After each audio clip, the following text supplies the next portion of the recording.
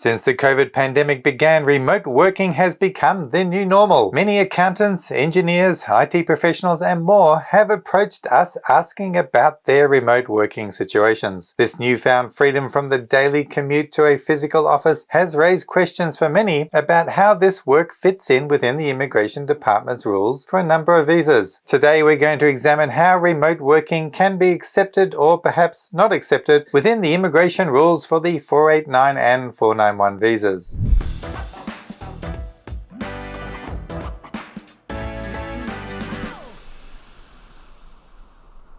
Hi, I'm Karl Konrad and welcome to our channel where we discuss the rules and guidelines regarding holding visas in Australia and applying for them. Australian Immigration Law Services has been representing people for the last 23 years to live, work and study in Australia, and we developed these videos based upon our vast experience in dealing in immigration law. Be sure not to miss any of them by subscribing to our channel, and you can also support us by hitting that like icon. Let's first cover how remote working is viewed in meeting the conditions of your 491 or 489 visas. These two visas have specific visa requirements that while in Australia, you must live, work and study only in specific regions of Australia. These regions are outlined in your visa grant letter. Now, metropolitan Sydney is definitely not allowed for either of these visas, so let's take this city as an example. What if you're working remotely in a regional area but the office is in Sydney? Many will be surprised to learn that it's acceptable whilst holding a 489 or 491 visa. In fact, the Immigration Department's policy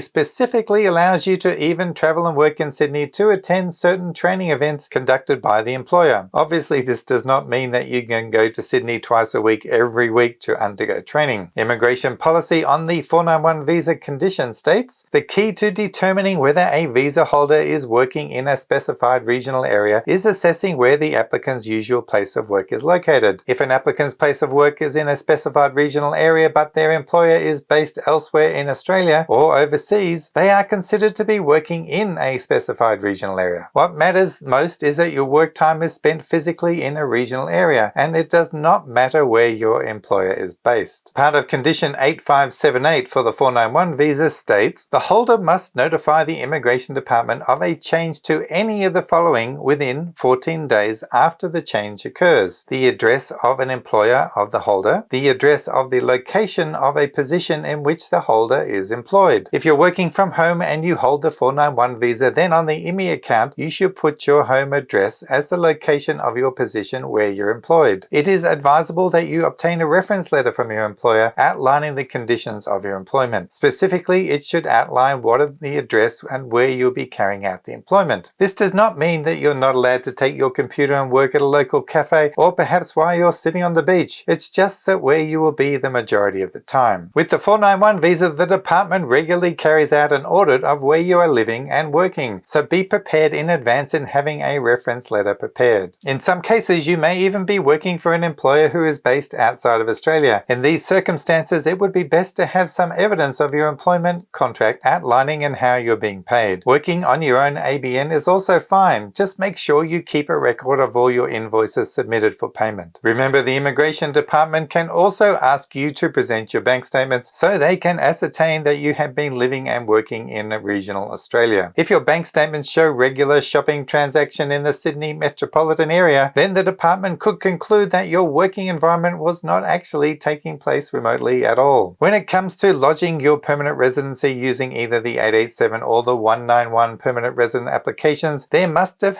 been substantial compliance of your visa conditions. If they think that you have not complied, then your application can be refused. Even if your visas have expired and you're on a bridging visa waiting for permanent residence, again, you must still comply with the conditions placed upon your bridging visas. Now that you're aware of how remote working can actually fit in with these regional provisional visas, you may decide to go for that 491 sponsorship after all, especially if you can keep your current job with that Sydney, Melbourne or Brisbane employer and do it remotely from a regional location. Remember, if you need help, we are always here. Book a consultation by visiting our website at australiavisa.com. Don't forget to like our Facebook page as well to keep up with all the latest developments. Also, stay tuned for our monthly and regular updates with our Australian immigration news programs. And as always, take care out there and I'll see you next time. So bye for now.